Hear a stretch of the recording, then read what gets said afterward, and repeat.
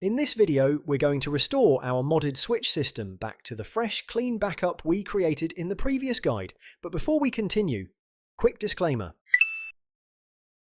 This video is for educational purposes only. Modifying your Nintendo Switch comes with risks. You can void your warranty, you can brick the console if you do something wrong, and you can also get the system banned from online services if you take a modded setup online. Only do this if you understand what you're doing and you're happy to take full responsibility for your own device. I'm not responsible for any damage, data loss, or bans that happen as a result of you following this guide. Also, I'm not here to promote piracy. This is for homebrew, customization, and using backups of games you own. Thank you. Let's continue. Starting on the PC, make sure your SD card is inserted into the computer because we need to copy our backup folder to the root of the Switch SD card.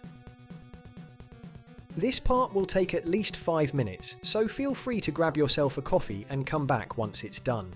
I've also sped parts of the video up, because the full process can easily take 30 minutes or so from start to finish.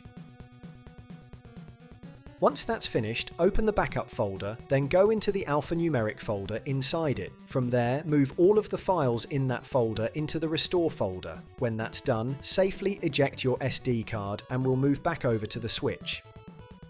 When you're ready, insert the SD card back into your Switch and boot up the device. From here, go into Tools, then select Restore eMMC and choose eMMC Boot 0 and Boot 1.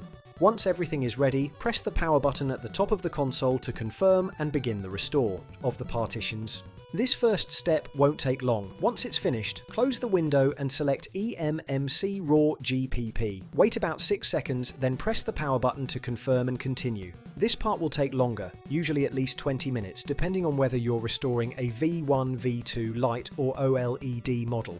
If you're following this guide, chances are you're dealing with a pretty serious system issue. Hopefully you were able to back up your NAND before getting to this point. If this restore works for you, let us know in the comments, because people who find themselves here are usually under a bit of stress trying to fix their console. Any feedback or support you can share could really help someone else in the same situation. Apologies, my phone ran out of storage while recording the last step, so it missed the ending. All we did was reboot the device once the restore process finished.